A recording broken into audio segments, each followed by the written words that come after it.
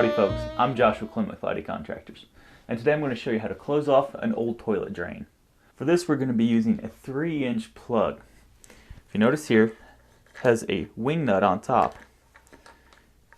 And what happens is as you tighten this wing nut down, this rubber seal here expands.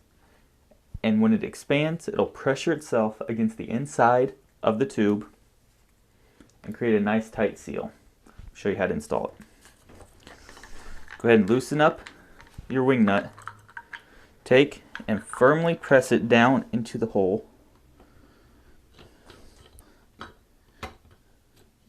Begin to tighten the wing nut up.